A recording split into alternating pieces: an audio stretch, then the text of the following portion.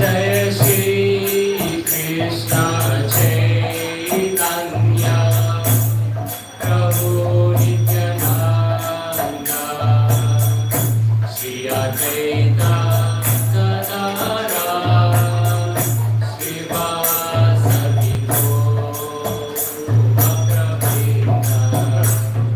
You know, in the birthdays like that, normally you switch the camera off.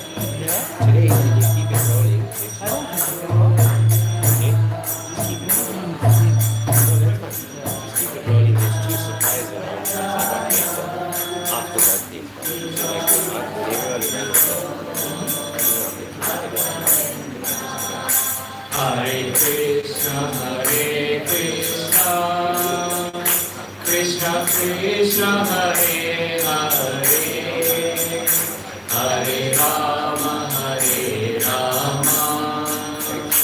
Rama Rama, Hare Hare.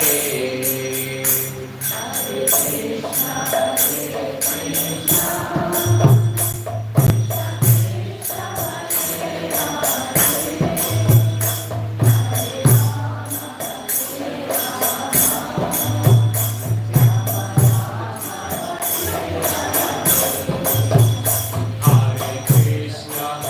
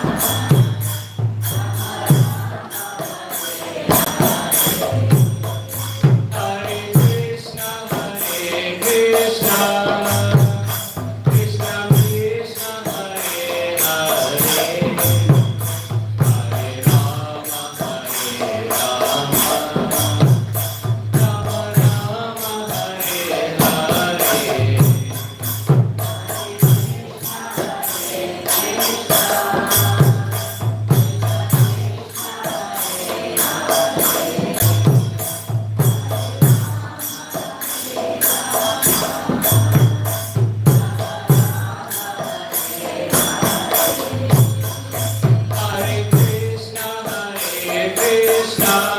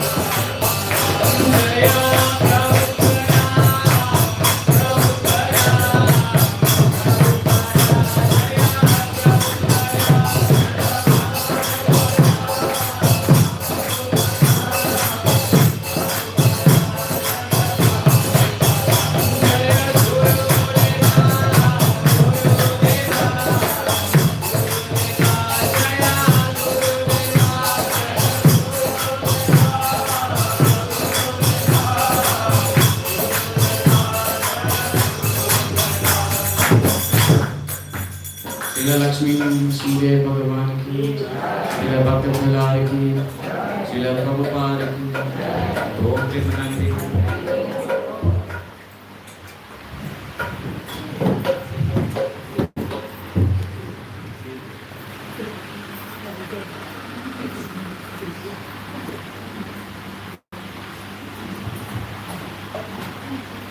So thank you, Radhanath, for singing the Nrsimhadev pranam so beautifully. And Xavier, that is joining us for the very first time at the Mercy, sang so beautifully. Let's give him a round of applause. So Hare Krishna and welcome to our very first Namahatta for March. Welcome and thank you for joining us. Is there anybody that's here that's joining us for the very first time? Hari Bol, Avi, yes, Hare Krishna. Let's give them a round of applause. There's quite a few of them. Thank you for being here with us, and we look forward to having you all at our future Namahatta programs. So it's so nice to see familiar faces as well that come to Shri Shri Radha Radhana. So it is my honor and privilege in introducing our speaker for this evening, Her Grace Vaisnavi Priya Mataji. Let's give her a round of applause. Mataji is a disciple of His Holiness Partas Das Goswami Maharaj, and Mataji joined ISKCON in 2000. She is a teacher at the Bhaktivedanta College of Education and Culture. She also serves on the festival committee at the Shri Shri Radha Radhana Temple and is part of and managing and helping with major festivals that go on at the temple and hosted at other places. So Mataji is also responsible for that. She cooks at the Shri Shri Radha Radhana Temple. She does many Sunday love feasts there. She's also part of a in-house committee to management at Shri Shri Radha Radhana. So I have actually done the Nectar of Devotion course with her last year. And she's an amazing person. She's such a good preacher. She has an abundance of knowledge, and I know that you all are going to enjoy the class very much. So let's give her a round of applause. I'd also like to welcome Mataji's Pati, His Grace Sampati Prabhu. Let's give him a round of applause. And Mataji's son is here as well, Krishna Chetra. He's been playing the Vedanta. So welcome, thank you very much. And once again, on behalf of the Mercy Namahatta and the International Society for Krishna Consciousness, founded by His Divine Grace, A.C. Bhaktivedanta Swami Prabhupada, a warm welcome and thank you for being here with us. Mataji, please come forward.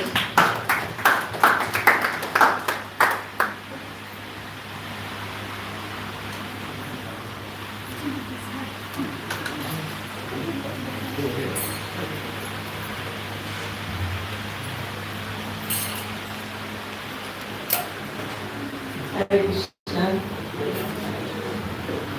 Hare Krishna, and thank you all for inviting me for this wonderful Namahatta. It's such a wonderful privilege to see all of you here on this lovely afternoon. And thank you for allowing me the service. So we're going to begin with Jai Radha Madhava. And those of you that know, you can join us.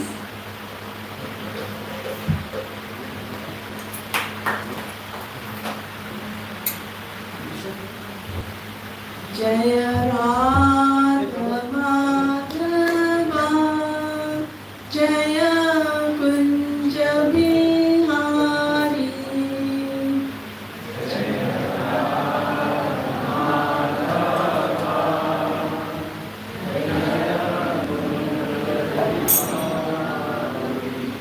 Jaya Radha Madhava, Jaya Kunja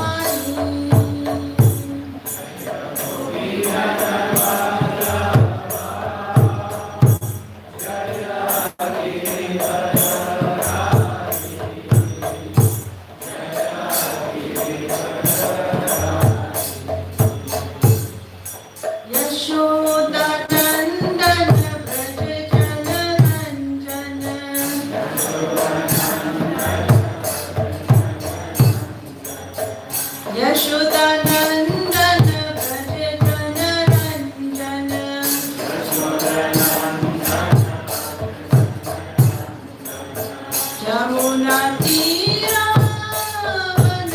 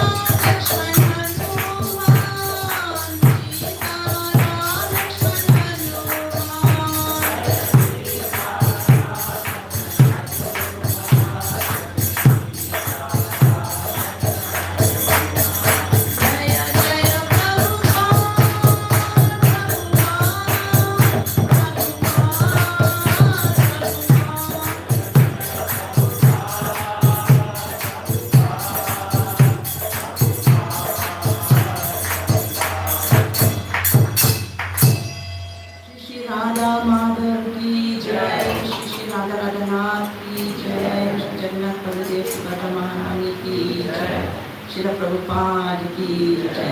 Hare Krishna. So today we are reading from Srimad. It's Canto 10, Chapter 21, Text 15. But before I read, can everybody hear me? Okay. So before I read, we'll just do some invocation prayers. Om Jnana Timirandasya Jnananjana Shalakaya Chakshur Unmilitam Yena Tasmai Shri Gurave Namaha Shri Chaitanya Manobishtam Shtapitam Yena Bhutale Swayam Rupa Kadamayam Tadati Svaparantikam. Hey Krishna Karuna Sindhu Dinabandhu Jagatpate Gopisha Gopika Kanta Radha Kanta Namastute Tapta Kanchana Gaurangi Radhe Vrindavaneshwari Krishavanu Suti Devi Pranamami Haripriya. Jai Shri Krishna Chaitanya Prabhu Nityananda Shri Advaita Gadadhar Shrivas Adi Gaur Bhakta Vrinda. Hare Krishna Krishna Krishna Hare Hare Hare Rama Rama Rama Hare Hare. Narayanam Namaskritya Naram Chaiva Narottamam Devim Saraswatim Vyasam Tato Jayam Udhirire. Shrinvatam Swakata Krishna Punya Shravana Kirtane Vidayanti Shlohi Abhadrani Vidinoti Suvetsatam Krishnaya Vasudevaya Deviki Nandanaya Cha Nandagopa Kumaraya Govindaya Namo Namaha. So thank you once again. We are going to be speaking today about the descent of Mother Jamuna. So it's something very different. I'm sure most of you haven't come across this. So that's why I asked whether everyone can hear me, because it's very, very beautiful, and I'd like you to picture it as we go along. So reading from Srimad Bhagavatam, Canto 10, Chapter 21, Text 15. This is called Venugit, or the Song of the Flute. It's all the gopis that are missing Lord Krishna, and they take each aspect of Vrindavan and relate it to the Supreme Lord. They relate it to Krishna. And so here on this verse, they are speaking about the rivers. So I'll read the translation, the Sanskrit first, and then the translation, and then we will read the purport by His Divine Grace A.C. Bhaktivedanta Swami Srila Prabhupada. Right. So Nadiya Stadtadaya Ubhariya Mukunda Geetam Avarta Lakshita Manobhava Bhavagna Vedaka Alingana Stita Stagitam Urmi Bhuje Murare Grinanti Pada Yugalayam Kamalo Paraha. And the translation of that is, when the rivers hear the flute song of Krishna, their minds begin to desire him, and thus the flow of their current is broken, and their waters are agitated, moving around in whirlpools.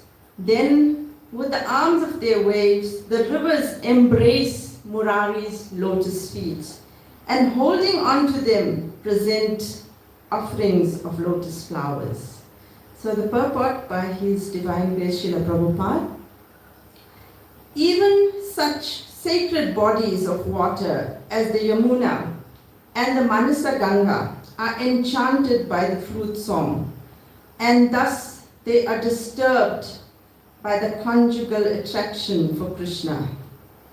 The gopis are implying that since many different types of living beings are overwhelmed by conjugal love for Krishna, why should the gopis be criticized for their intense desire to serve Krishna in the conjugal relationship?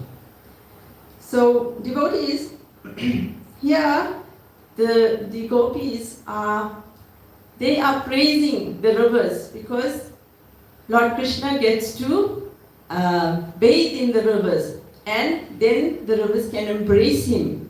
So in this way, the rivers are serving him. So today, I've chosen this topic. It's a very, very beautiful topic, but it's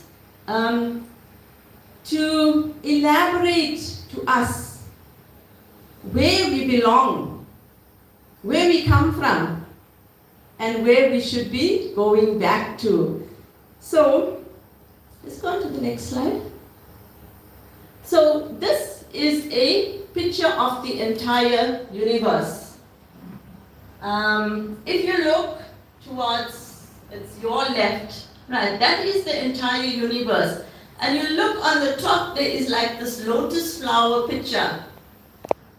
That is Goloka Vrindavan. That's the original abode of Lord Krishna. And it is the original abode of all of us. Now, where are we at the moment? If you look further down, you'll see there, those little starlight things are the Vaikuntha planets. There are millions and millions of Vaikuntha planets. That is all the spiritual world. Right? Below that, you'll see the whitish light thing. That is the Brahmajyoti. That's the effulgence of the Supreme Lord. And below that, you will see, I'm not sure if you can see it from there, but there's a picture of Mahavishnu. Mahavishnu is an expansion of the Supreme Lord. And he breathes out universes. When he breathes in, then he absorbs those universes back into him. Right? Now, you look on, there's one oval shape there, is one of those universes. Now you and I, we are situated in one of these universes. And according to the scriptures, it's one of the smallest universes. Right? So where are we situated? This is a bigger picture of the universe. And towards the center, you see a straight line. That's called Burlok. Right? Burlok, and then above that are all the different heavenly planets. And above that is the highest planet of Lord Brahma. Right?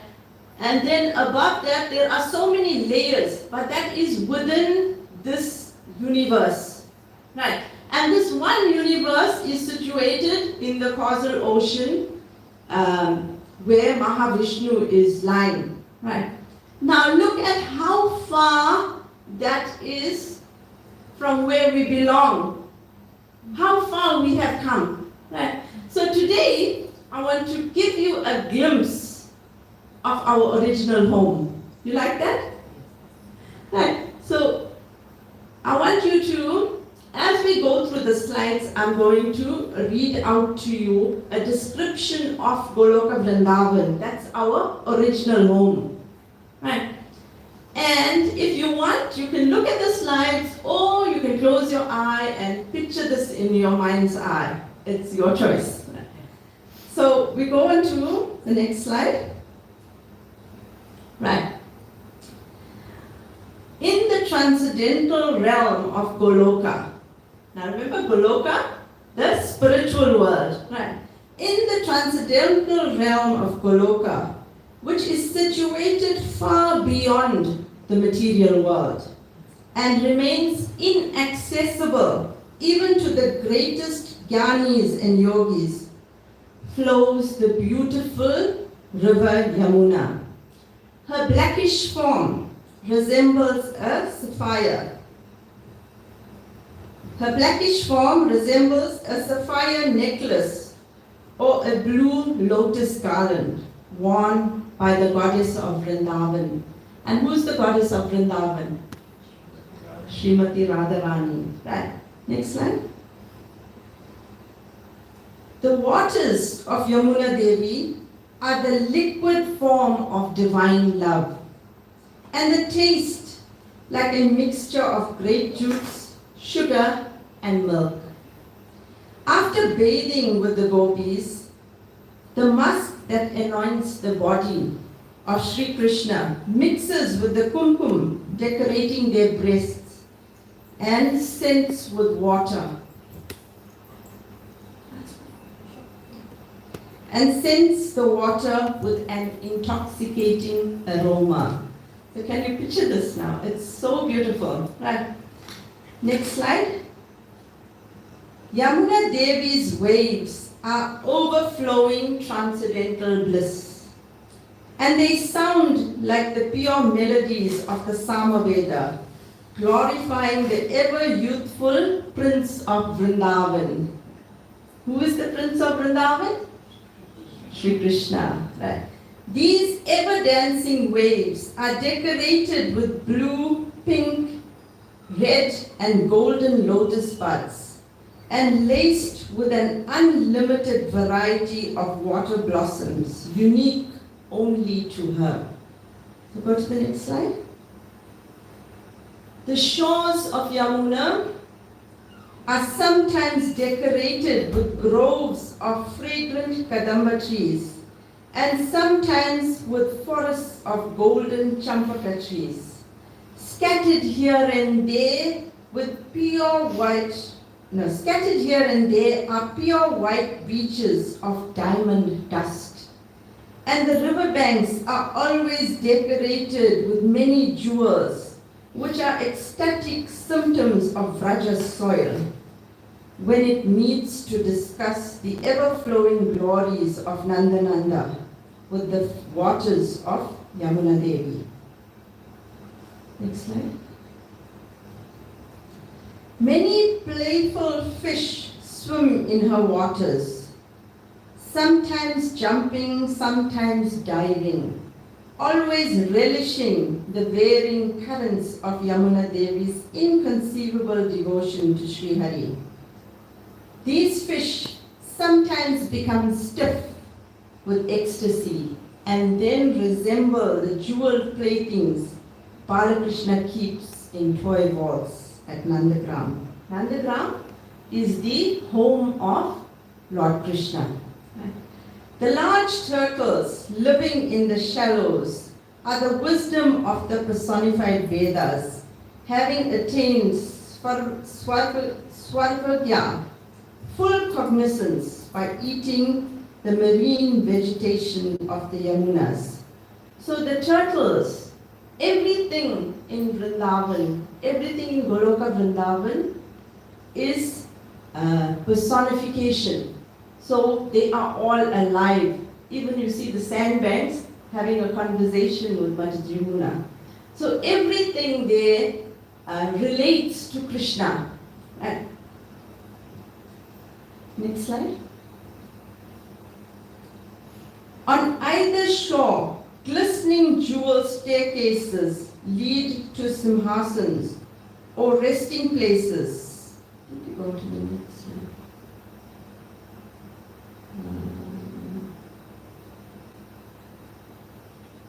What number is that?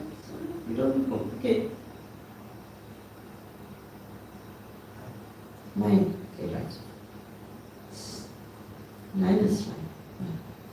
On either shore, glistening jewel staircases lead to many simhasans or resting places and temples which overflow with unlimited paraphernalia for Sri Krishna's service and are always kept in full supply by Vrinda Devi.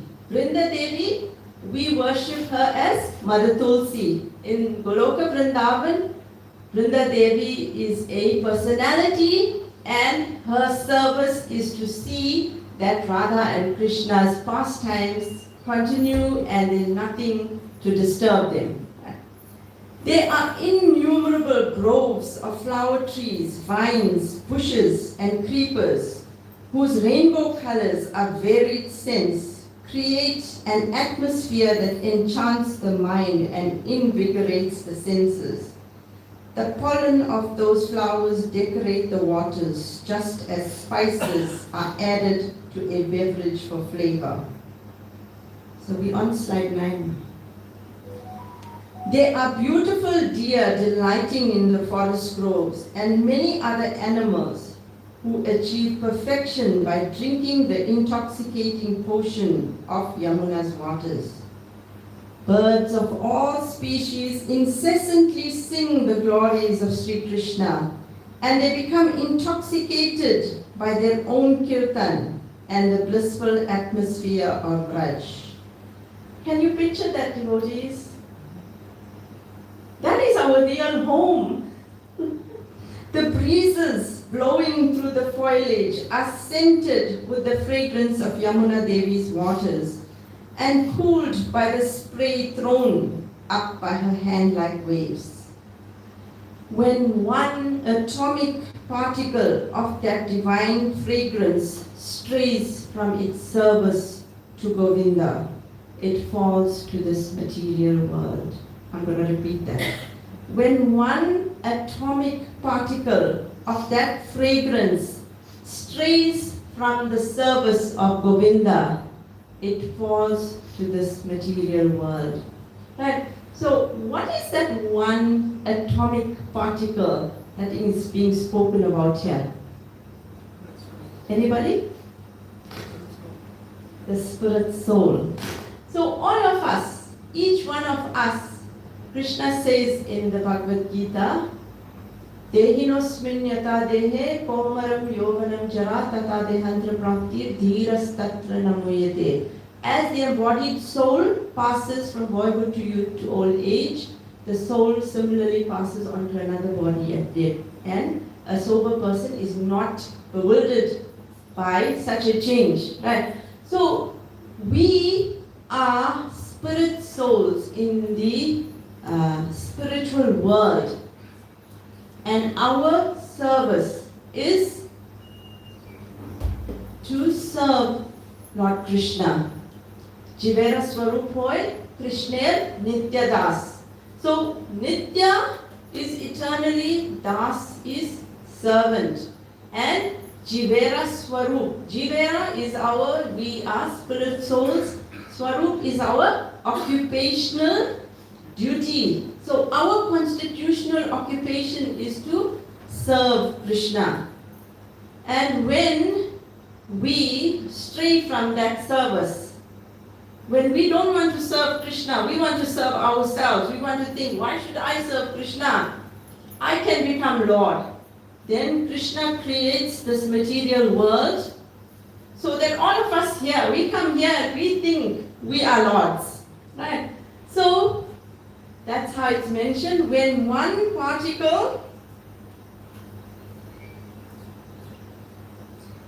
atomic particle of that divine fragrance strays from his service to Govinda, then he is placed in this material world. So look where we have come, but where we should be. What a beautiful place, right? So the breezes, many Surabhi cows graze on the tender grasses growing by the banks of the Kalingi. Kalingi is another name for Jamuna, right? Whose happy smile is the white foam of her waves that rivals the brilliance of the nearby herds and reflects the billowing clouds overhead. When the cows drink the divine water and eat the luscious grass, their milk becomes imbued with Yamuna's potency, which further enhances the many enchanted preparations served by Mother Yashoda to Krishna Balaram for their meals. So go to the next one. Yoga Pit is on the bank of the Kalingi and is also known as Govinda's Stali. Shaped like the back of a turtle and looking like a 1,000-petal lotus, it is a raised area of land surrounded on its eastern and western sides by the current of the northerly flowing Yamuna. This yoga pit is full of many flowering Kadamba, Bakula, Banyan, Bel, Ashoka, Parijata, Shantaka and sandal trees, which are embraced by the passionate vines and surrounded by sitting platforms fashioned from sapphire, ruby or moonstone, reaching to the ankles, knees, hips or navel. In the center of this charming forest is the great desire tree, whose broad trunk of shimmering gold cleaves into many branches of white crystal and then further divides into innumerable beautiful sub-branches of sapphire. At the base of this Kalpataru, which Kalpataru means desire tree, surrounded by jewel steps on its 8 sides, with a smaller tree at the corner, is a bejeweled temple that inspires wonder and delight. Within the temple is a golden simhasan, which appears like a flying 8-petaled lotus whose wings are its unsurpassable luster. This extraordinary sight is the sitting place of the divine couple, their place of their confidential loving pastimes, the abode of all transcendental bliss, and the very summit of Vrindavan. The sand of the Yamuna's banks defeats the cool splendor of camphor made twice as smooth by the footprints of Sri Krishna, and tinted red with foot lacquer by the gopis as they blended moonlight into the sand with their nocturnal dancing. Here and there scattered flower garlands, remnants of chewed betel nut, and discarded ornaments left by Sri Krishna and the gopis as Mahaprasad of the Maharas for Yamuna Devi's pleasure. Yamuna Devi is very attracted to these moonlight pastimes, full of melodic singing, merry music, joyful laughter, and the vibration of the flute. In an attempt to retain the memory of these wonderful nights, she moves slowly by Govindastali, her waters sometimes knee-deep, sometimes up to the chest, and sometimes over the head. On to the next slide. As the love-intoxicated current of Yamuna Devi's blackish water flows past the infinite boundaries of Raja, she meets the golden waters of Ganga Devi, just arrived from the land where Sri Krishna takes the golden form of Radhika and sings the Sankirtan of his own holy names. So, Sri Krishna takes the form of Radhika. Who is that? Prabhu? Sri Krishna taking the form of Radhika? Lord Chaitanya Mahaprabhu. So devotees, how many of you have or familiar with Lord Chaitanya? Normally when you come to ISKCON you hear about Lord Chaitanya. How many of you are familiar with Lord Chaitanya? So quite a few, right? Because sometimes, I think prior to ISKCON, most of us haven't heard about Lord Chaitanya. So Lord Chaitanya is the combined form of Radha and Krishna. Now later on, I'll tell you a little more about that, right? So now, Mother Jamuna has met with Mother Ganga, right? Doing pranams to her elder sister, Yamuna Devi inquires, "Oh Devi, where are you going in such a hurry? Your currents swirling with the excitement of a great mission."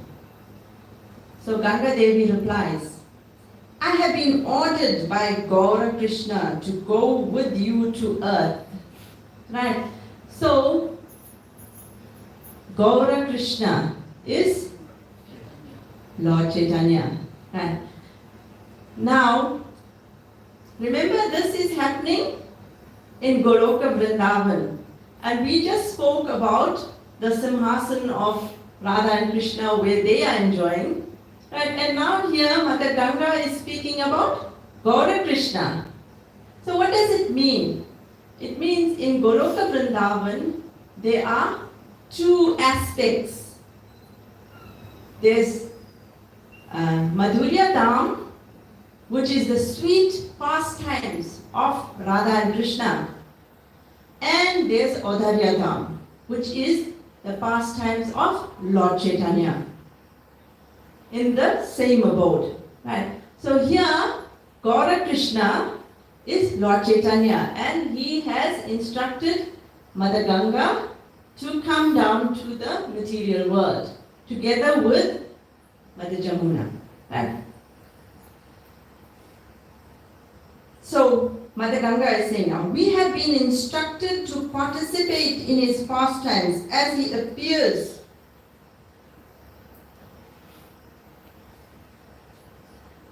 first as Shamaraya in Vrindavan, that is Lord Krishna in his original form in Vrindavan, and then participate in his pastimes as Gauranga in Navadvip.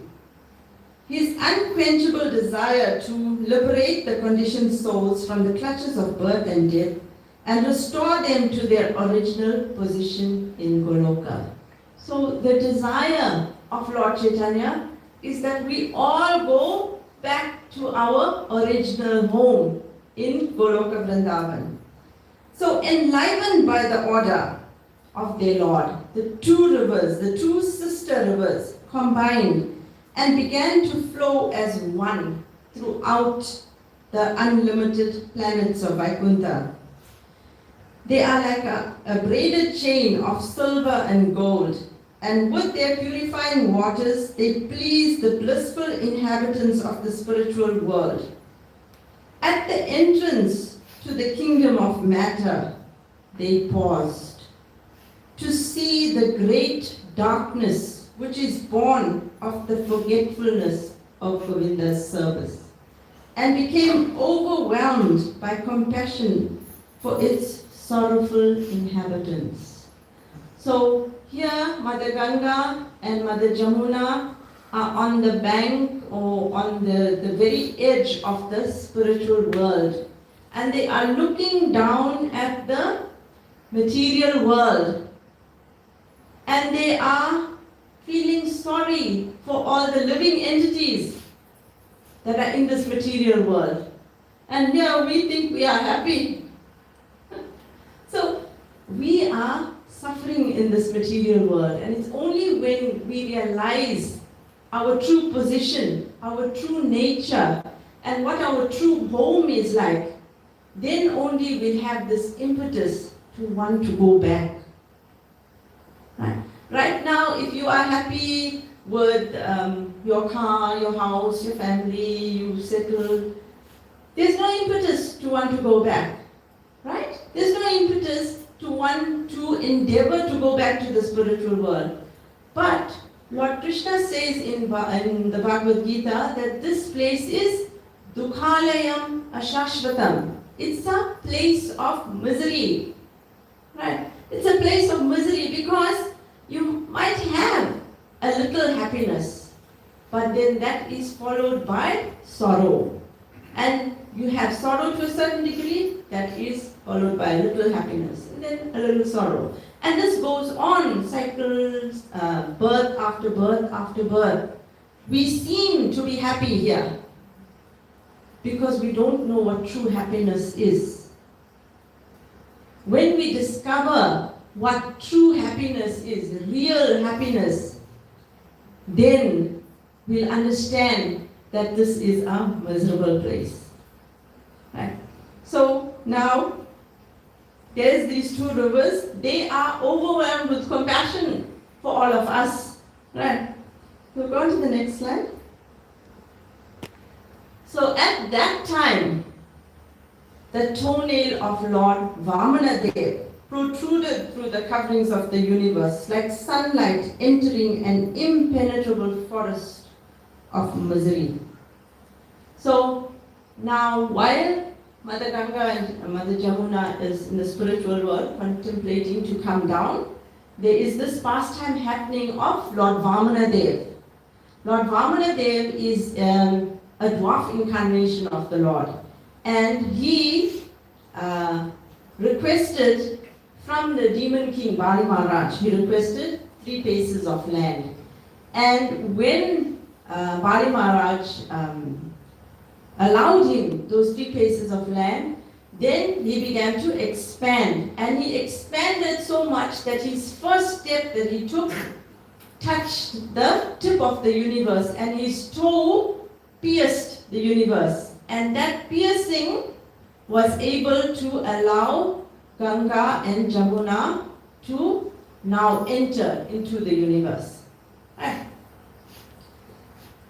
So gazing from the sacrificial arena of Bali Maharaj, he saw the two sisters. Now who's this? Lord Vamanadev. So he saw Mother Ganga and Mother Jamuna. Still hesitant, they hesitant to leave the spiritual realm, and thus inspired them with his all-loving glance. So the Lord, he reassured them. Right? Taking heart, once again, the transcendental waters of Ganga Jamuna moved forward and descended upon Dhruvaloka. Dhruvaloka is most of the, I think there are seafarers, people that travel by ship quite often, they rely on the pole star, and the pole star is referred to as Dhruvaloka. Right? And descended upon Dhruvaloka to take darshan of that great devotee of the Lord. The great devotee is Dhruva Maharaj. Right? And received his assurance of safety on their onward journey. They then flowed down to the planets of the seven sages, and there transported by countless celestial airplanes to the moon. Next slide. As they reached the abode of Lord Brahma, so this here is a depiction of the heavenly planets according to Srimad Bhagavatam, Canto 5. And top of that, the very top, that cone shape that you see is Mount Sumeru. And on top of that is the abode of Lord Brahma. Right? So as they reached the abode of Lord Brahma atop Mount Meru, Yamuna Devi became frightened at the passion of the conditioned souls and hid within the waters of Ganga. From the golden peak of this mountain, the current divided into four, and a southerly branch made its way towards the Himalaya mountain range. So you can see it's divided into four, and one part of that comes down to earth, to the Himalayas, to Gangotri. Right? And that is known as Alakananda. Right? Ganga Devi bid farewell to Yamuna, who then cascaded down the Kalindi mountain. Right? Kalindi mountain is another one of those four that was divided. Right? And appeared at a place known as Yamunotri, continuing to flow quickly eastward towards Indraprastha. Taking shelter of the Emperor Yudhishthir and his brothers, Kalindi Devi continued to the boundary of Gokul, which is the earthly manifestation of Goloka. So Gokul Vrindavan, within this realm near Mathura, that is the earthly realm of Goloka Vrindavan. So what it means is that one piece or a chunk of Goloka Vrindavan, Lord Krishna brought to this material world, and he enacted his pastimes there. Right? So that is non-different from Goloka Vrindavan in the spiritual world. So there she began to flow through the transcendental playground of Sri Krishna and eventually rested at Vishrambhak in Mathura to visit all the places of Sri Krishna's pastimes. Yamuna Devi divided into many branches, some flowing around Govardhan Hill, some by Varshana, some near Nandagram, and some around the many forests of Braja. After completing her parikrama, Mother Yamuna once again began her journey in great sorrow, passing through Mahavan and finally crossing the border of Vrindavan, until she once again met Ganga at Prayag. Combining into one great stream, these divine sisters passed through the city of the king of devotees, Lord Mahadev, that is Priya, right? And proceeded in haste to Gupta Vrindavan, the 9-island abode known as Navadvip. Go to the next slide. In Navadvip Dham, so Navadvip Dham, many of you devotees have visited Mayapur. This is part of the Navadvip Dham. Navadvip means 9 islands, right? And Mother Ganga, she divides in such a way that 9 islands are formed within the district of Mayapur, right? In Navadvip Dham, Yamuna stayed on the western bank. Right, you can see the bluish one, that is Mother Yamuna, and the brownish is Mother Ganga. Right? To fully appreciate, okay, let me read that again. Yamuna stayed on the western bank while Ganga flowed on the eastern bank. To fully appreciate the place of Gauranga's pastimes, they slowly flowed through all 9 islands, relishing the manifestation of great compassion enshrined in the atmosphere of Navadvip. On to the next slide. They reverentially viewed the place of Jagannath Mishra's house, the sacred yoga pit, where in Kali Yuga, Lord Gaura would make his divine appearance, and then impelled by their infinite nature, they continued on an easterly course with great regret. So that, you see the white abode, that is the temple established by Srila Bhakti Siddhanta, the Guru Maharaj of Srila Prabhupada. That's the appearance place of Lord Gauranga. Right? While approaching the saltwater ocean, the rivers took shelter of Lord Kapila's ashram as demigods sang their glories and apsaras showered a monsoon of flowers.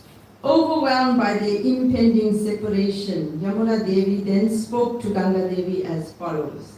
Dear sister, as an embodiment of compassion, you desire to continue throughout this forsaken place to purify the bewildered souls.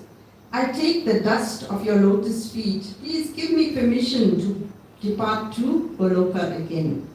With tears in her eyes, beautiful Ganga Devi said, O Yamuna, my beloved, when my waters are purified 100 times, then they are known as your waters. So, the river Ganges or Mother Ganga, when she is purified 100 times, then she is known as the river Yamuna. Right? What can I say? Your fortune is unlimited. And why is that? Is that because Krishna sports in Mother Yamuna, in the river Jamuna.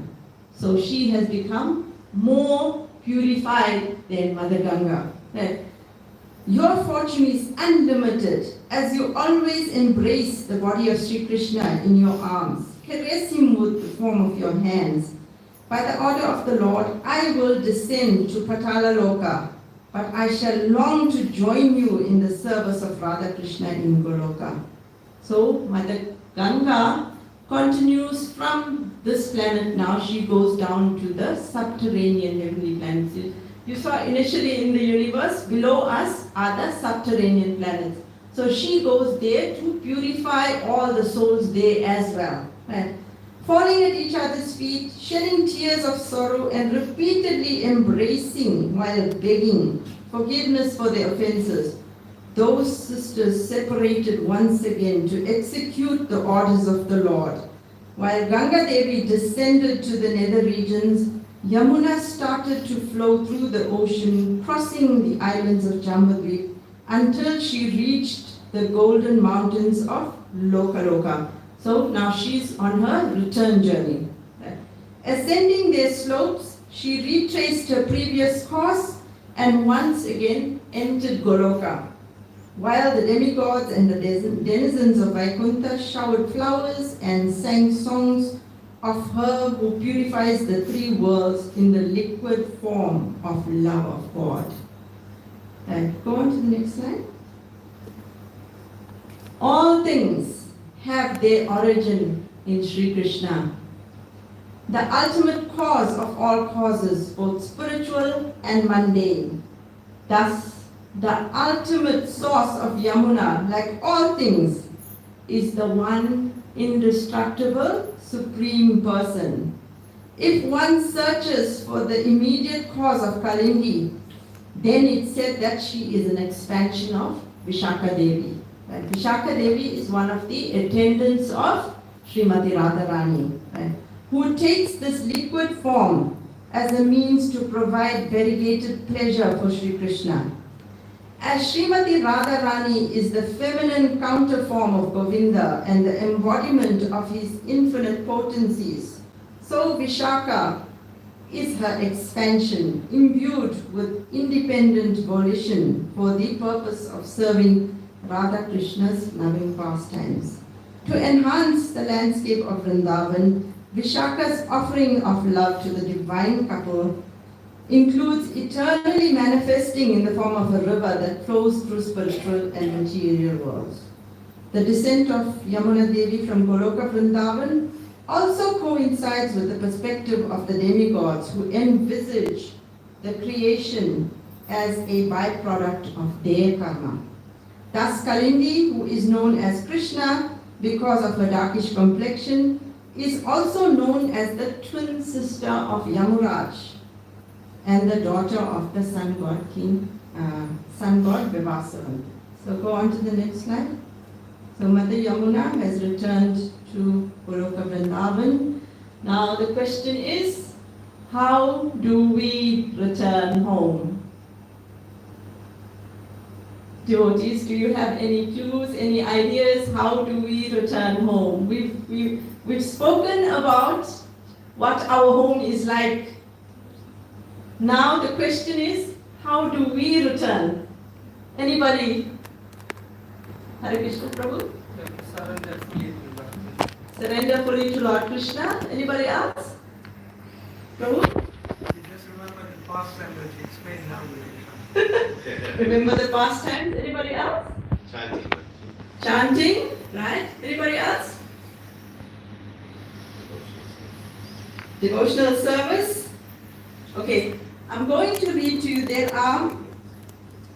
I've selected 4 of the personalities that you are all familiar with. And their prayers, and I want you to try to identify the thread in each of these prayers. Right. The first one is that of Sutta Goswami. Sutta Goswami spoke the Srimad Bhagavatam to the sages at Naimisharanya. So this is what he's saying. The value of a moment's association with the devotee of the Lord cannot be compared to the attainment of heavenly planets or liberation for that matter. What to speak of worldly benediction in the form of material prosperity? Right. So the next prayer is by Maharaj Parikshit. Also in the Srimad Bhagavatam, Maharaj Parikshit was cursed to die within 7 days. So this is his prayer. He says, again offering obeisances unto all you Brahmins, I pray that if I should take birth again in this material world, I have complete attachment to the unlimited Lord Krishna, association of his devotees, and friendly relations with all living beings. Right? Dhruva Maharaj, we spoke about Dhruva Loka. Dhruva Maharaj's prayer.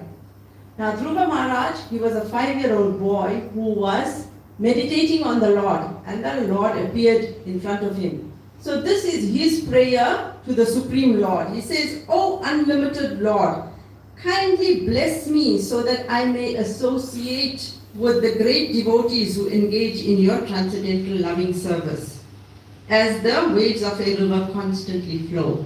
Right? And the last one is by Lord Shiva. He says, if one by chance associates with a devotee, even for a fraction of a moment, he no longer is subject to the attraction of the results of karma and jnana. So in these 4 prayers, what is the thread that's flowing through all? Association of devotees.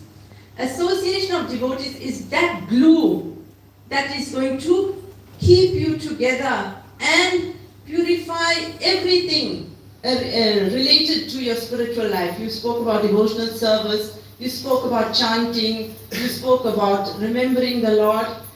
All of that is encumbered, it's encompassed within association of devotees. Because when you, let's say for example, today is a Friday night, and all of you are wonderfully engaged here in association of devotees. Right? Tomorrow, if you stray, let's say you meet one of your family members and they say, hey, what are you doing on a Friday night? Come with us. So, if you then meet one of the devotees that was here at the program, and you say, what a wonderful program we had yesterday. Now, then all of a sudden you automatically lured back to Krishna consciousness. So this is the importance of association of devotees. This is so important because Srila Prabhupada has said that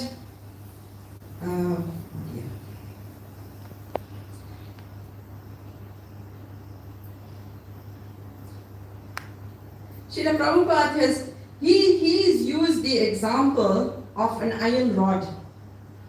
An iron rod, he says, when you put it in fire, what happens after a while? It becomes red. It takes on the qualities of the fire. So in the same way, when you associate with devotees that are serious about spiritual life, what will happen? You will become serious about spiritual life. So that is the glue that keeps us together. So I will stop here. I wanted to speak a little about Gauranga, but I think we're running out of time. We've got questions as well. Got questions, yes. Okay, so if there are any questions, you're welcome to ask, or any comments. Hare Krishna. So we will take some live questions. We'll give you all a few minutes to think about it as Mataji answers the one question that is on the clipboard. So Hare Krishna, why do we pamper our body which is made up of fecus and urine? Everyone is only worried about the outer look. What about the soul? How do we pamper the soul? Good question, very good question. It's because all of us, in some way or the other, we engaged in pampering our body. But we have to understand that this body is temporary. Who is the real you? The spirit soul. Like, let's say we take an example of a person that's walking down the road and he gets knocked and he's fatally injured. Right? His legs, his brains, his heart, his head, everything is still intact. But he is not moving. So who is the real you? Is the spirit soul. So we need to rather, instead of pampering this body, take care of the spirit soul. Now there's many examples in the scriptures, the example of a bird in a cage. Lord Krishna gives the example of this body as a machine. A machine, and the spirit soul is the driver. There's lots of examples like that. Now, when we say we take care of the body, right, it's important for us to take care of the body because this body is very, it's like a jewel. It's given to us as a gift from Krishna. Why? So that we can use this body to make spiritual advancement and eventually at the end of our life go back to the spiritual world. So how do you take care of this body? How do we pamper this body? Is seeing that this body is well. That's all. We take care of it so that enough that we are able to engage in devotional service. That's how you take care of this body. You use this body to engage in devotional service. And then taking care of this body means you ensure that it's healthy so that you can engage in devotional service. If you are sickly, if you're somebody that's sickly, how are you going to engage in devotional service? You first have to take care of your body. And by that time, there's no impetus, there's no energy left for you to do any devotional service. So in that way, we have to take care of our body. Now, this is imperative because even Lord Krishna has given us Ayurveda. Ayurveda is the, Ayur means long life and Veda is knowledge. And that long life, that knowledge of long life is to take care of this body, but take care of it through the medium of scripture. Right? And if you follow the teachings of Ayurveda, you'll see that your body automatically responds. And then you can engage in devotional service to your full content, to your heartfelt content. And you will see how, when you engage in devotional service, how blissful it is to just be serving the Supreme Lord. Because what you're doing, you're engaging in devotional service here. When you go back to the spiritual world, you're going to be engaging in the same service there, serving the Supreme Lord. Right? So, are there any other questions, comments? Any live questions? We can take one. Don't feel shy if you have a question.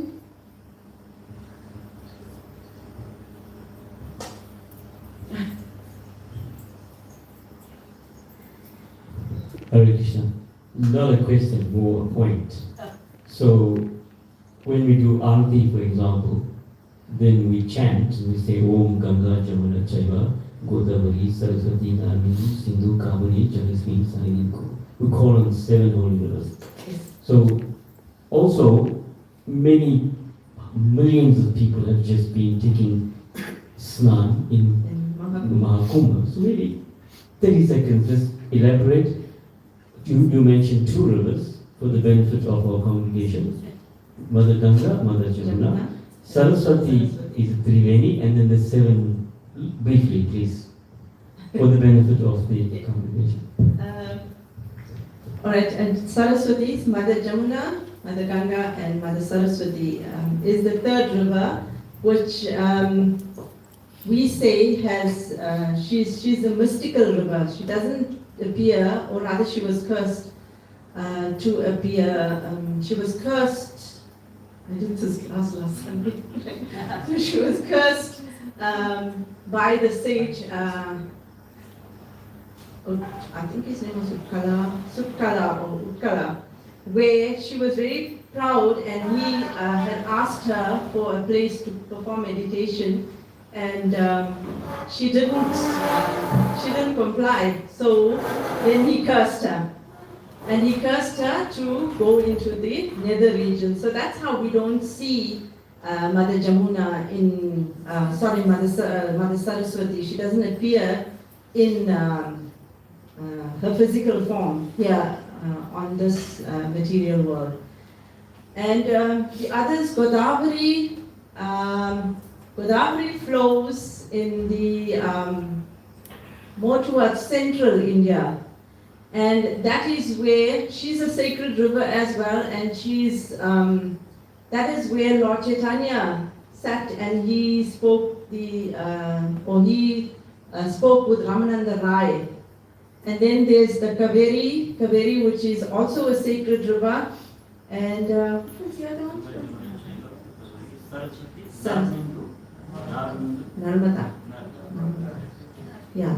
Okay. But all of them are actually, these rivers are all, they are branches of Mother Ganga that she spread out throughout the land of Bharat.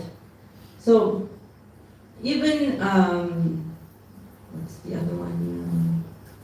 There's Kaveri, there's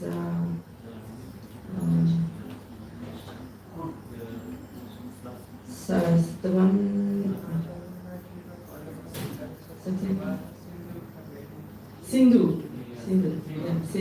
Sindhu is the original Indus Valley.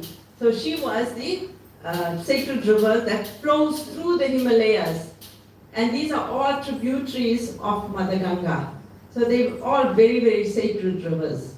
And you will notice that saints and sages always either reside on the banks, or they, perform meditation in the waters of the rivers. So all the rivers in India are very, very sacred. Sarayu. Sarayu. Sarayu is the river where it flows through the city of Ayodhya, and that has many of Lord Ram's pastimes as well. Right? So, are there any other questions?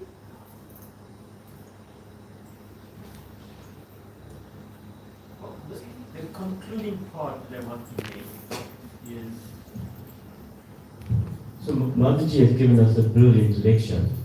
The concluding part of saying what I have to say is because, so when we do the arati, we do a mudra, right? And for those that are Brahman initiated or even not initiated, but if you chant on that mudra, then Mataji, am I correct in saying, Mother Ganga, Saraswati, the 7 holy rivers enter that vessel? Yes. And we perform the arati. So when we are going around, you actually have a great opportunity of taking the benediction. I think that's the point I wanted to make. Whoever's doing the arati, when they're spreading those drops of that is non-different from the lecture that Mataji has given us. Hare Krishna. Yes. No, actually, you're right, Prabhu. It's because you are inviting those 7 rivers to reside within the waters of that little Achman cup. Right? Because when we are offering Krishna anything, any paraphernalia, it is got to be purified. Right? And it's being purified through these 7 rivers. So that's why we offer that to them. Are you ready for the next one?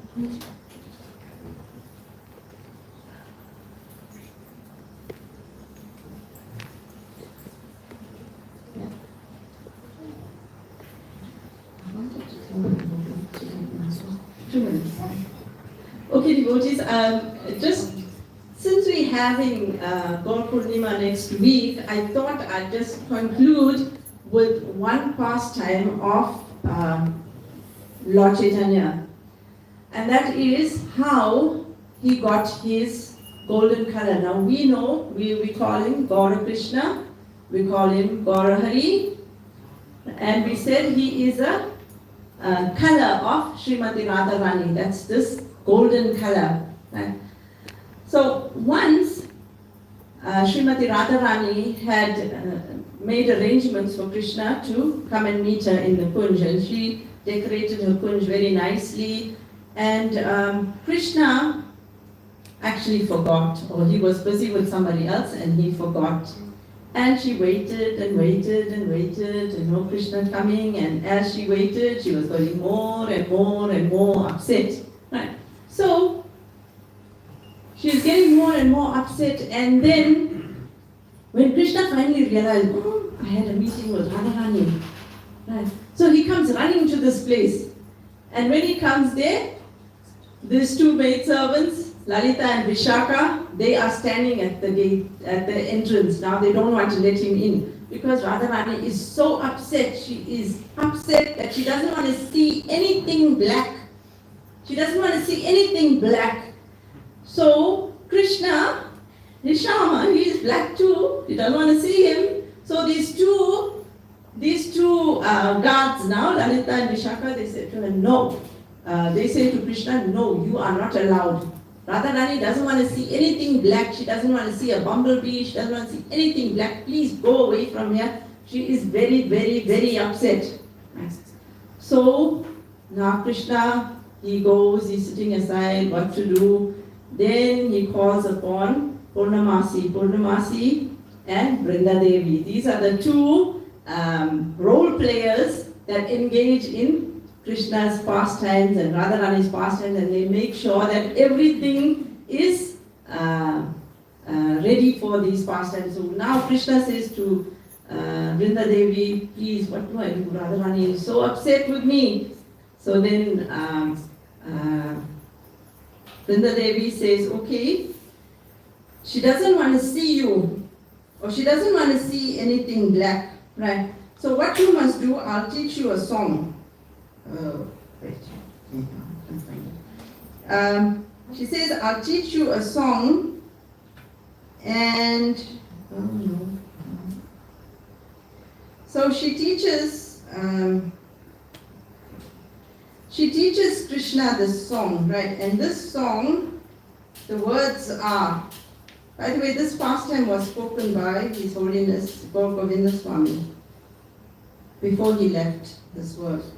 So, Vrinda Devi teaches Krishna this song. The song is, Radha has stolen my heart, the mind of Krishna. But today, Krishna has become a beggar, moving from door to door for Radha Prem. So, she taught him this song and she said, because Radharani doesn't want to see anything black, you should change your color. Right? Change your clothes, change your hair, because his hair is black too. So he shaved his hair. He changed his color to gold. Right? And he changed his clothes to a sannyas dress, orange sannyas color. Right? And then he went near the kunj where Radharani was and Lalita and Vishaka were guarding the kunj. So then he started singing the song. And as soon as he started singing the song, now because he shaved his head and all that, now they can't recognize him, right? So Lalita, Vishaka, they said, where you learned such a beautiful song, Swamiji, please come and sing it to our queen of Radharani. So now Krishna, dressed as the Swami, goes now to Radharani, right? But Radharani's face is covered. She doesn't want to see anybody, right? So then Lalita asked the Swami now, you're a Swami, do you know astrology? And Krishna says, yes, I know astrology. So they said, no, our Saki here, our friend is very, very depressed. Please, can you see when she'll be able to meet her, the Lord of her heart again, right? So now they asked her to put forward her hand so he can see, right? He said, no, I don't see fortune on the hand, I see on the face. So now they told Radharani, take out your veil, right? So Radharani takes out her veil. And as soon as she takes out her veil, now Krishna, he is disguised as this sannyas. He couldn't hold that disguise anymore. And immediately he had to come back into his original form. And when he came back to his original form, then Radharani, now her love for Krishna is far more than her anger. And they had their pastime. But because he was dressed in the sannyas form and he was looking for Radharani's love, right? That love, he penetrated and he got that love. And that love now he is coming to distribute to all of us as Lord Gauranga, Lord Chaitanya. So in the mood of Radharani, he is distributing that love. And that is how merciful he is, how desperately he wants to take us back to the spiritual world. So, and because Radharani alone has this love for Krishna, Krishna had to enact this entire pastime to get that love and now distribute it to all of us. So that's how Krishna took this form as Gauranga Mahaprabhu. And next week, Friday, is the appearance day of Lord Gauranga. So please remember the Lord, remember His mercy, take shelter of Him, and endeavor to go back to the spiritual world. Hare Krishna, will stop here.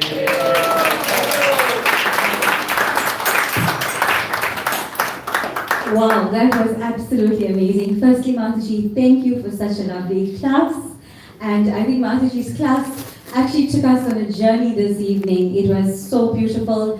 And then to end it with such an amazing pastime. Thank you so much, Mataji. Let's give Mataji another round of applause.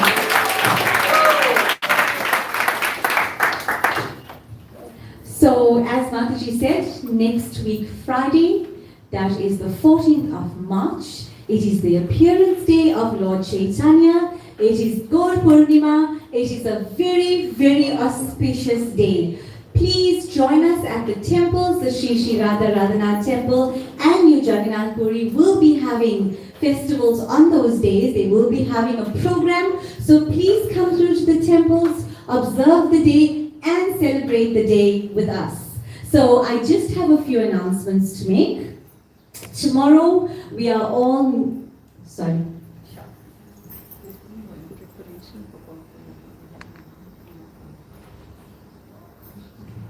Hare Krishna devotees, sorry.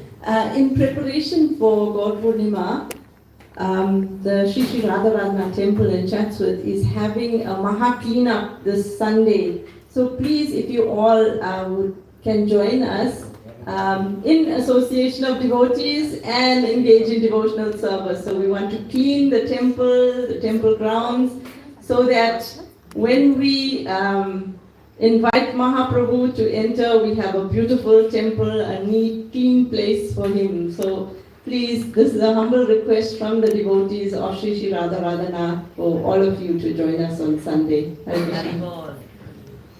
That is an amazing service opportunity. So please try to avail yourselves and come through and engage in that service. So I have a few announcements to make, but before I get to those announcements, I'd like to hand over to Dwarkadesh Prabhu, as he would like to make an announcement as well. Hare Krishna. Hare Krishna. So this year we are celebrating Srila Prabhupada's 50th year visit to South Africa. So I made the poster here on the side, if you can see the poster. Hare Prabhupada ki. Okay, so one of the things that we have started, and we have also included the Namahatta, is the Lila Amrita book reading, where how many of you all in the WhatsApp group, Lamasi WhatsApp group? Let's see your hands. Okay, Mataji, you have to include more people, like some of them are already in the group. Okay, so every day you are getting like a 10 or 15 minutes reading of Lila Amrita. We are on chapter 9 now, and we're trying to push. So it's, as Mataji was explaining us, association, you are getting association of pure devotees, Srila Prabhupada.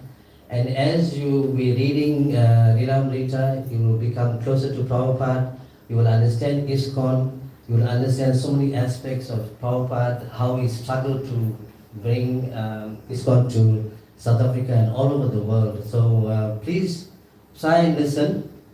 And also we are also inviting anyone who would like to read. You can contact me on the WhatsApp group, and we'll give you also an opportunity to read. This is for everybody.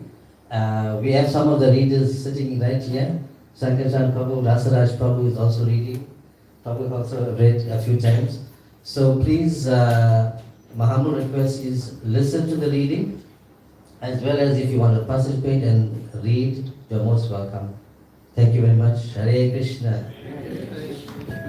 Thank you very much, Dr. Desh Prabhu. Yes, to reiterate, it is the 50th anniversary that we are celebrating this year for Srila Prabhupada coming to South Africa. And this is such a beautiful idea that Prabhu has implemented. And if there is anyone here as well that has interesting ideas, we are celebrating throughout the entire year for 2025. So if there is something you'd like to share, bring it to us, share it with us, and we all can get together and continue celebrating the 50th anniversary of Srila Prabhupada. And the enthusiasm tonight is just flowing more and more. I have Rasaraj Prabhu that also would like to make an announcement. So let's give him a round of applause. So in terms of enthusiasm and ideas, I have shared it, but it hasn't been accepted. But because Dwarkadesh is here, I think I want to share it very quickly. So the first idea that we pitched, and we were waiting for approval from Smita Krishna Prabhu, one of them was, could we plant 50 fruit trees to honor the auspices of Srila Prabhupada arriving in South Africa? So that was the one idea. The other one is a bit far-fetched. The distance from New Jagannath Puri to Chatsworth is almost 50 kilometers. So could we do a Padayatra? We don't have to do it in one day.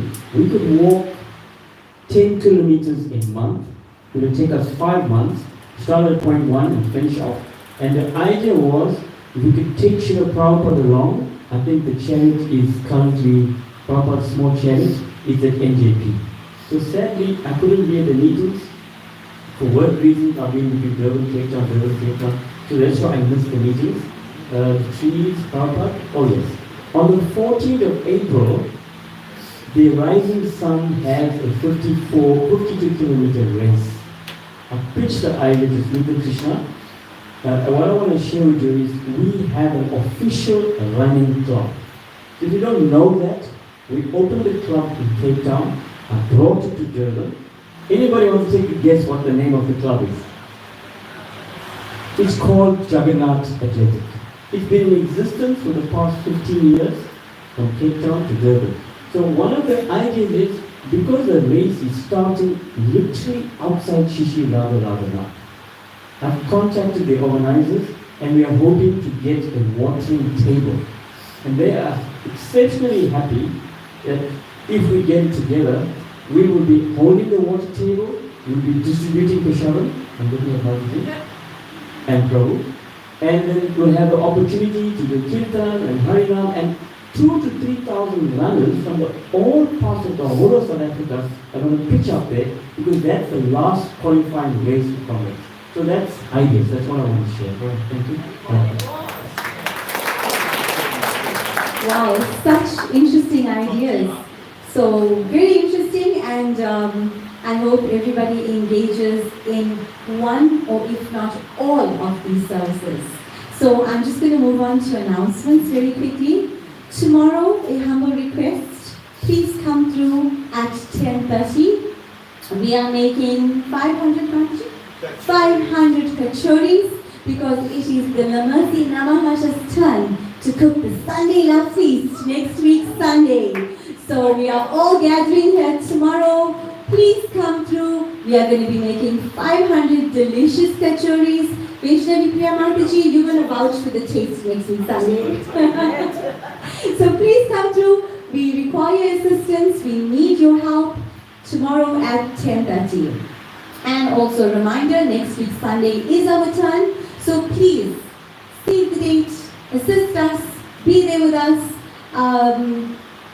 We require all the help. We require everybody's assistance.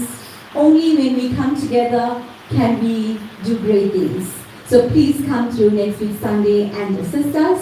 And Madhurya Mataji will post on the group during the week for us to meet on Saturday, probably. On Saturday to do some cleaning of greens and whatever else will be required for our feed on Sunday. So it is time for birthdays, and it seems like we started March with a very big bang. We have about 7 birthdays here this evening. So I'm looking in the crowd and I'm not sure if everyone is here. So I'm just going to call out, and if you're here, please come forward. So I know it's Ruan Prabhu, that's definitely here on this list. Ruan Prabhu, please come forward. Omeka Mataji, Rani Mataji, Fali Mataji, Ananda Mataji, I'm not sure if Ananda is here.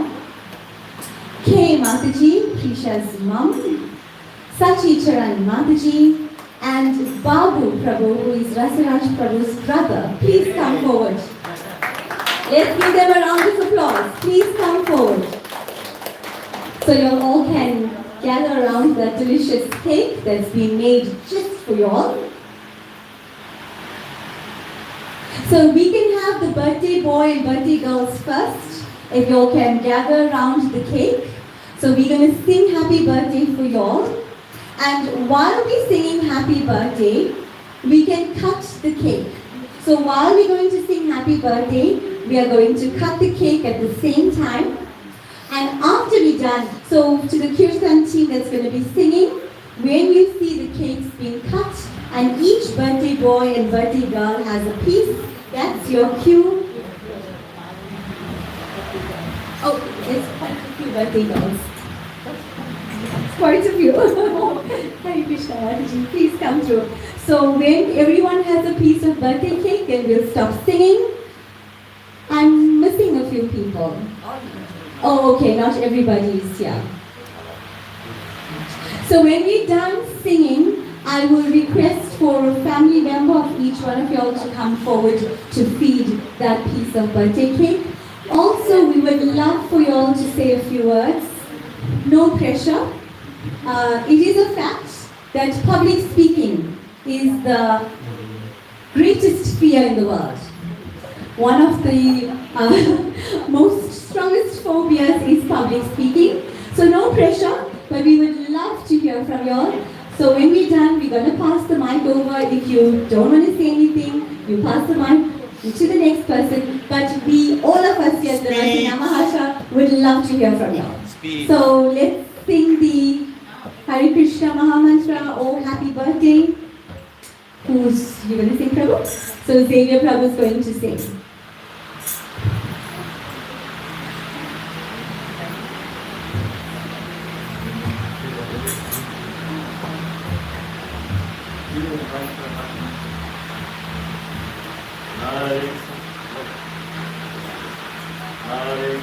Hare Krishna, Krishna Krishna, Hare Hare, Hare Rama, Rama Rama, Hare Hare.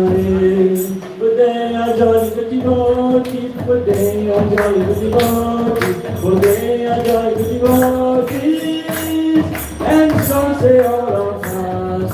Nitai Gaur! Nitai Gaur! Nitai Gaur! Srila Prabhupada ki! Guru Premanande! Hare Krishna, Krishna Krishna, Hare Hare, Hare Rama, Rama Rama, Hare Hare.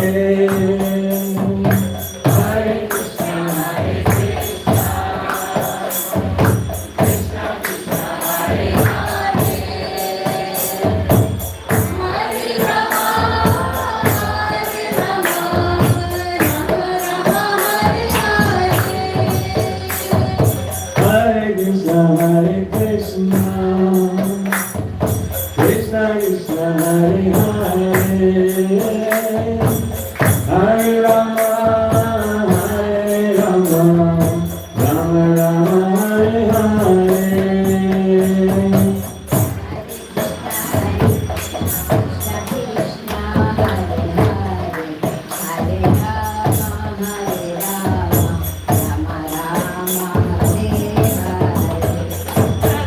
Hare Krishna, Hare Krishna, Krishna Krishna, Hare Hare, Hare Rama, Rama Rama, Hare Hare.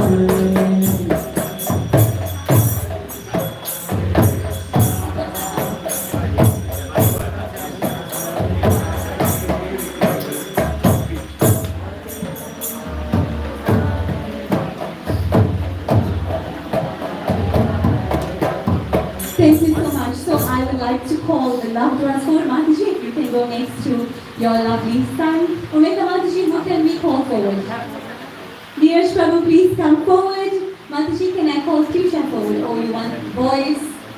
Mataji, is right here. Ayush, come through. Ruel Prabhu, who can we call? Keegan. Okay, there's Keegan right here. Your place. Come through, Keegan.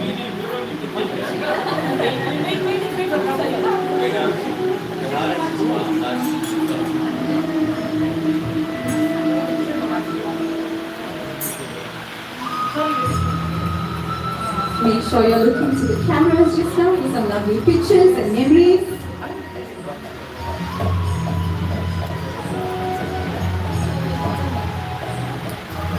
Okay, let's go. 3, 2, 1.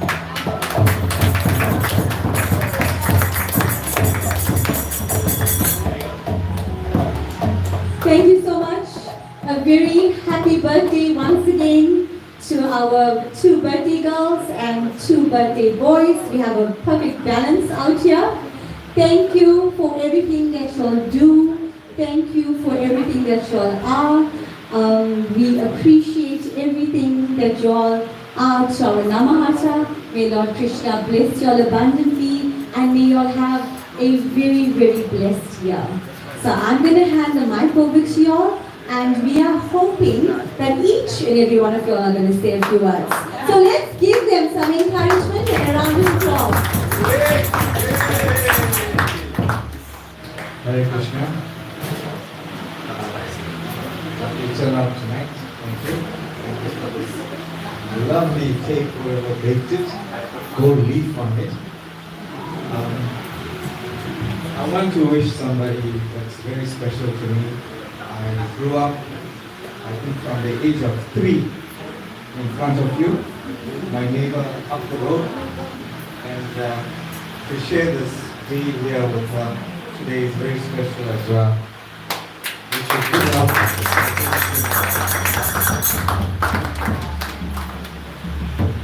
Being as like a mother figure as well to us, yeah, in the road, and you see we maintain our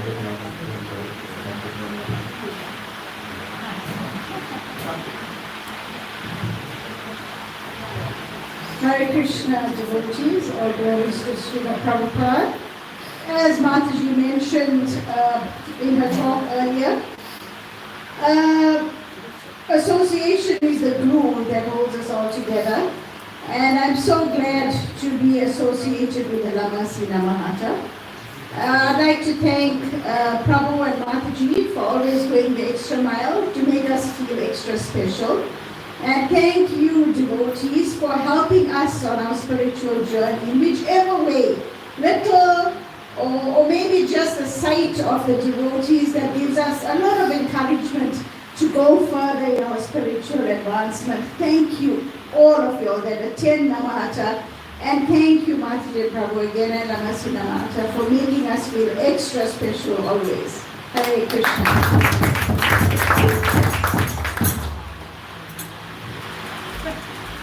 Hare Krishna devotees.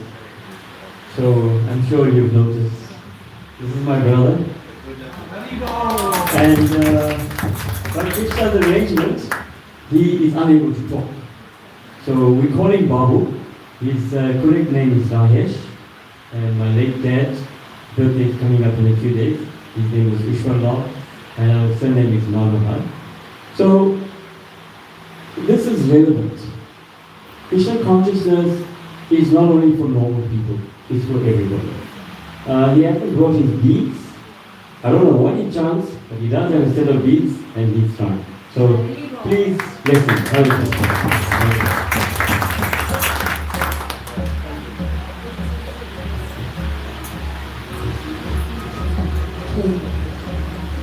Thank you once again to everyone. And we've now reached the end of our program. And we're going to move on to, do you want to say something? Okay, so one more time, I'm going to pass the mic over to Keegan Prabhu before I go to my final announcement. Hare Krishna, everyone. Good evening. Soni Prabhu, can you hear me there? Good evening, everyone. Hare Krishna. So this is an announcement that I must make. I must make this announcement because the lady / Mataji that normally makes announcements will actually never make this particular announcement because she feels that any announcement that has to do with her is actually an unnecessary announcement. So I pose to you, my fellow devotees, to announce or not to announce. Announce! Announce! The crowd is spoken. I will announce. So, Vaisnavi, Priya Mataji, what a mind-blowing class. You really transported us to the spiritual world. That description and your knowledge is unbelievable. And coming from the Bhakti College of Education, I would actually like to take this opportunity to congratulate and acknowledge 2 Matajis who are part of the Lamasi Namahatta that completed their studies last year. So I'm not sure if any of you all remember that Gopeshwari Mataji last Namahatta actually touched on the Bhakti College of Education and the prospectus. And if any of you paid attention to detail and had a keen eye for detail, you would see on that prospectus there was a list of graduates. And from that list of graduates, there's 2 Matajis in this Namahatta family that did their courses last year and passed their courses. So firstly, I would like to congratulate Natasha Mataji, who's actually not here unfortunately tonight. She completed her Bhakti Shastri modules in Nectar of Devotion and Nectar of Instruction. So a huge round of applause for her. And then coming to the Mataji that did not want to announce this, Gopeshwari Mataji completed her Bhakti Sadachar certificate, which is Vedic philosophy and practice, as well as the Nectar of Instruction and Nectar of Devotion. So well done there, Gopeshwari Mataji. I'm going to have a second announcement. This one may get you guys.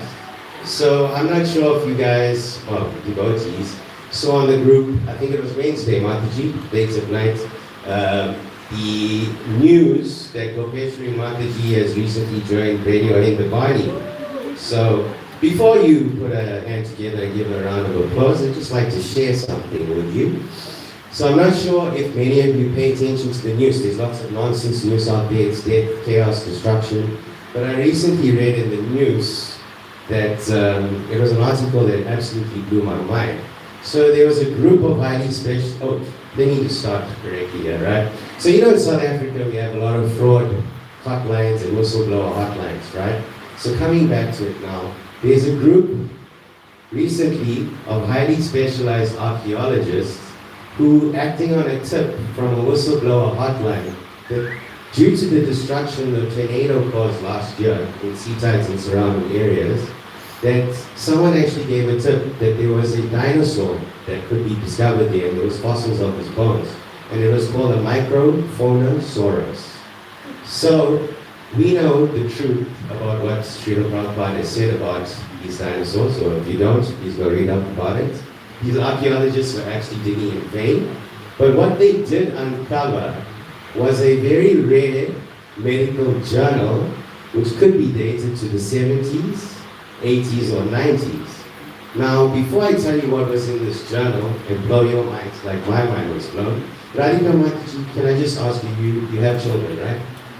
Okay, so, and correct me if I'm wrong, but one of the most beautiful moments it's said in life is the actual moment of childbirth.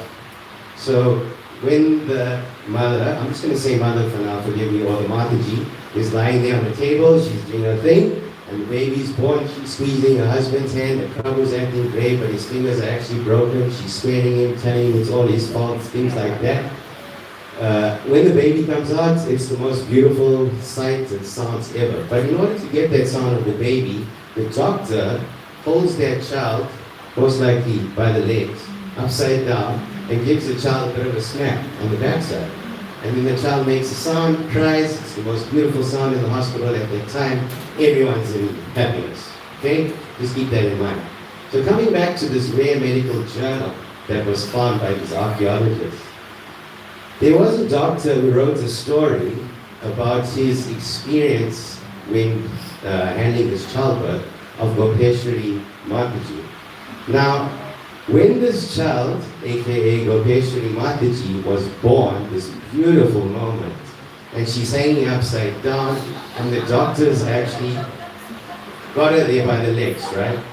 So now normally you would think there's an umbilical cord that's attached to this child, and it's wrapped around the legs, or it's around the body, or she's holding it in her hand.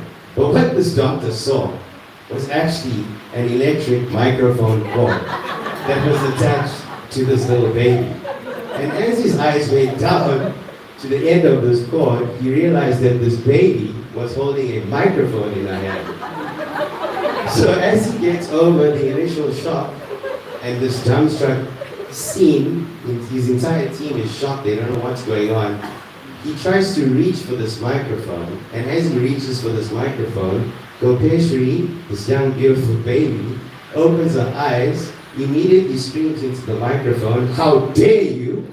and slaps him with 3 tananas across the face, and actually the doctor ended up crying like a baby.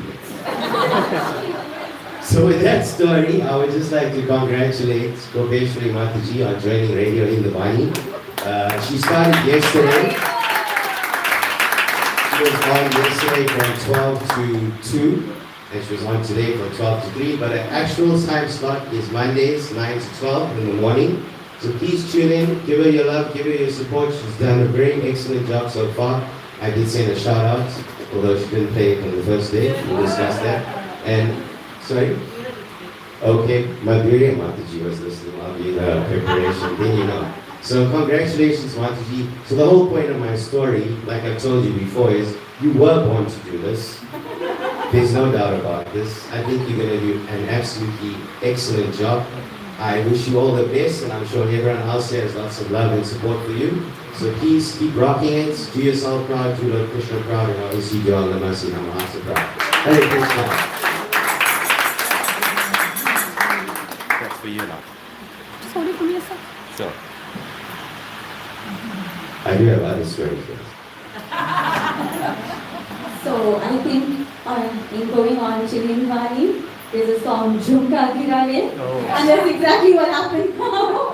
So thank you, Keegan, for that very animated story, and thank you to everyone that sent me well wishes and love and support. It is truly appreciated, and I'm looking forward to this new venture on Hindwani, and I will definitely use this platform in whatever way I can to spread light, love, Krishna consciousness, and just good vibrations to everybody. So thank you once again, and thank you to everybody. We've now reached the end of our program, and we're not done yet. Sorry guys, I'm just going to make a bold prediction, and you heard it here first at 9:15 on Friday the 7th of March 2025. I am sure we're going to see you on TV very soon, so all the best, keep rocking it. You heard it here first, folks. Thank you, Keegan, for your over-ambitious imagination.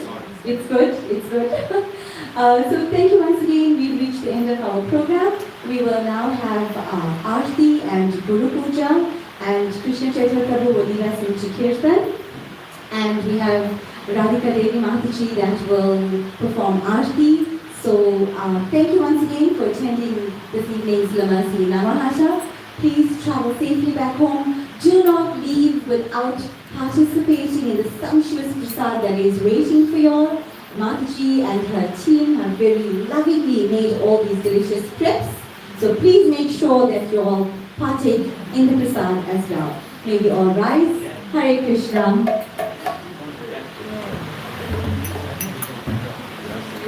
Hare Krishna very much.